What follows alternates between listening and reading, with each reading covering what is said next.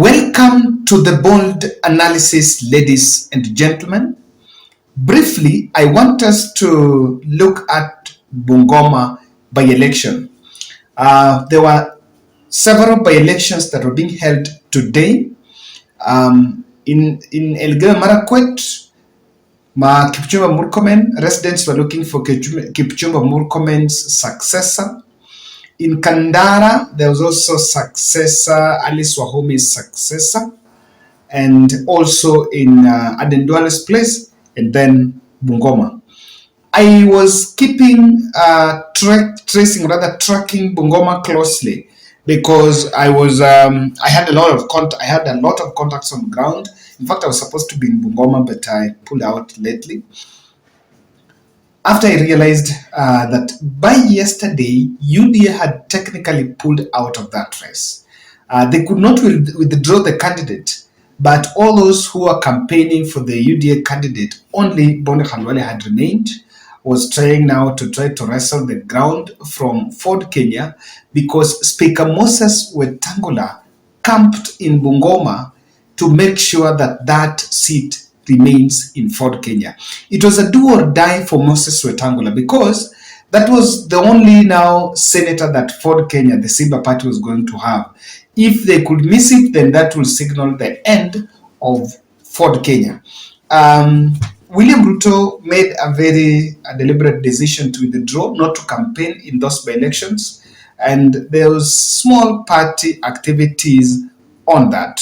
Now, I spoke to a couple of journalists who are already covering that event, and while general by-elections tend to have low turnout, especially in different areas, but the journalists were trying to paint a very interesting scenario that not that people did not go to vote. They were actually saying that you could walk to a polling station na wakati unaingia around the gate, the crowds are just piling, but they don't want to go and cast their vote. In fact, they will tell you, this is my ID, but I'm not going to vote. So the curiosity was like, why? There is that situation where people abstain, that they don't care about even if something like that is going on. But on this case, many people around. In fact, the guy was telling me before you go polling station, unapata watu wamejaa kwa gate. But then if you ask, they'll tell you we are not going to vote. To an extent, I think that was in, was it somewhere? Was it Humiliates? I think the guy was telling me was from Humiliates, was telling me aliingia kutoka, people holding their IDs this way, waiting to, technically you bribe and they go, but they literally are not interested in voting. I don't know. Yes, and we've always been saying here about the withdrawal effect, that people seems to be withdrawing. They were telling me that hata si eti hawataki kupiga, na nakwambia mimi sipigi. Now, I'm just trying to, let me just share with you the messages that are really, especially in Bungoma. Bungoma twice, 2 weeks after William Ruto was announced,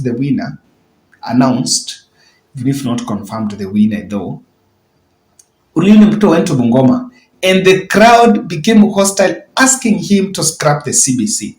Now, the same situation also arose when Bonde Khalwale was campaigning there, and he was told about the CBC. So I want to tell you about one thing. I want you to listen to this clip so that we shall do a recap about this a bit.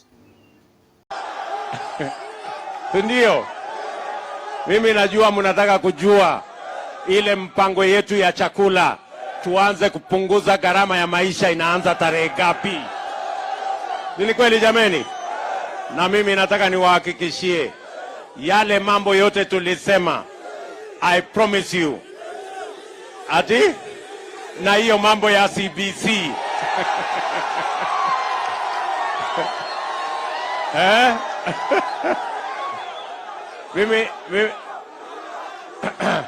Mimi nasikia ati mnahangaika kufanya homework.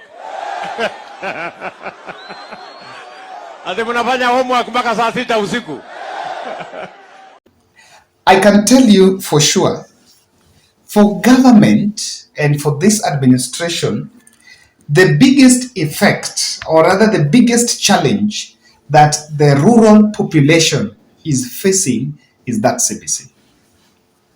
Yeah, it's a real issue in the rural setup, even though we know even town is there, but for the rural people, it looks like ni kama kitu geni kwao sana, you know, they still not accepted. There is that culture shock. It looks like a new culture being introduced.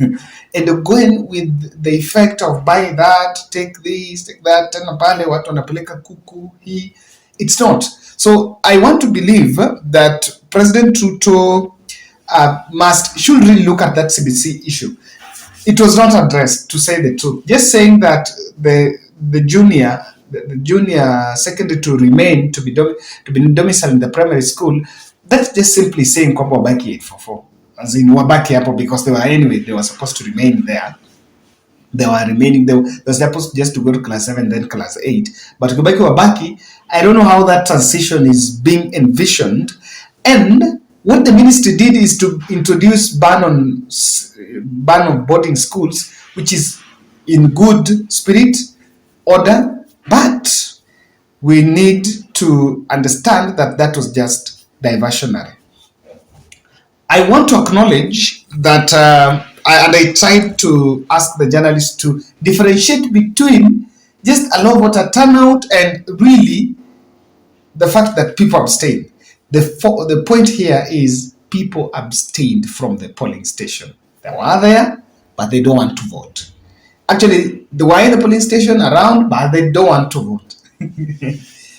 There is something called lack of feel-good effect. Feel-good effect, and I don't know who advised President Ruto. This bunch of these economists, sometimes experts, wanaribu supu. The feel-good effect, they've been saying that they want to take economy where Kibaki left it, which to me, I think sometimes it doesn't look well, because when President Uhuru Kenyatta is seated somewhere and that someone says, I want to take Kenya where Kibaki left it, I don't know how President feels, former President Uhuru Kenyatta feels, and some of these people saying walikuwa naye kwa serikali, very wrong statement. But Kibaki had some feel-good effect, especially in his first term. You know, when that government was coming, it was coming after, from Kenyans were tired with what was said or that touted as Moi regime, or rather very acrimonious Moi regime. And when Kibaki came, there was that freedom. Ni kama there was second phase of independence. Now, that is what William Ruto government also campaigned on, that they were bringing reprieve. So they created a lot of problems in the minds of Kenyans, and these problems that then show that when we take power, we are now going to have the feel-good effect. To the president, the issue here is the feel-good effect is not there. People are not feeling. You know, it's not about giving people the money. There should be that environment. We feel like this belongs to us. That's really lacking.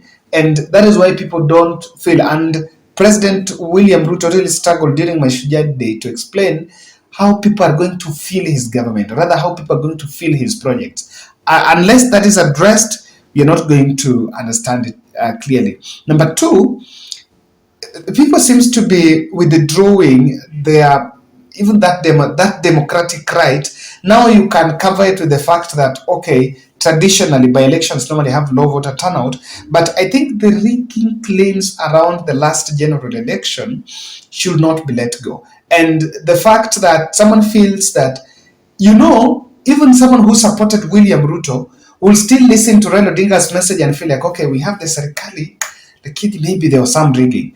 That aspect, that mentality, and feeling that elections are rigged is what is making people not even to feel like participating in an election. I can tell you, if a by-election is called in Migori, in Homa Bay, well, unless something is done, you'll actually witness the lowest voter turnout in that county. So because they have been feeling that people want to withdraw, they feel they're not part of the process. So what must be done is we must instill the confidence. And as we talk about constituting the IBC, we must bring everyone on table so that when decisions are made, hata kama vitu zitaharibikia mbele, but from the start, from the onset, we should show an intention to make sure that everyone is comfortable and everyone knows what exactly is happening in the table. Lastly, unga. The unga lie is a very emotive factor. I don't want to be a stereotype to say because it comes from Luya. No, the unga issue is a big lie. And for me, I normally say that it's because the campaign was on a populist agenda and they picked something that will not be on people's, people will not forget. When Uhuru Kenyatta and Ruto campaigned in 2013 on the laptop project, yes, it was for the kids. People still remember to date, but this is what one is a sahau. Now, unga is a product, ugali is a food, our staple food, and it's on our table almost daily. So when you played na kitu nengeko tumbe mtu and you joked around that, you know what, I'm going to give you unga at 80 bob or 70 bob, and that is not going to happen, and the good, the bad news to you, and I keep on saying that, don't expect the price of unga to go below 100. Sahau hiyo. Sahau hiyo. With the inflation of the global stage, the prices of fertilizers and everything, the cost of production, no, it's not going to happen. So if someone told you, someone lied to you, that unga lie is a very emotive factor. And I can tell you, successfully, if someone will be able to convince Kenyans that William Ruto lied to them, William Ruto will serve a one term. And it will be a very difficult election in 2027. The only thing you need to do is to tell Kenyans that, look here, everything that you were told was a lie. And you show that, yes, this was promised and this is not delivered. Ladies and gentlemen, that's my take. I'm waiting. I'm leaving this for people of Bungoma. You can also talk to us in the comment section. Why exactly you guys abstained those elections, those by-elections.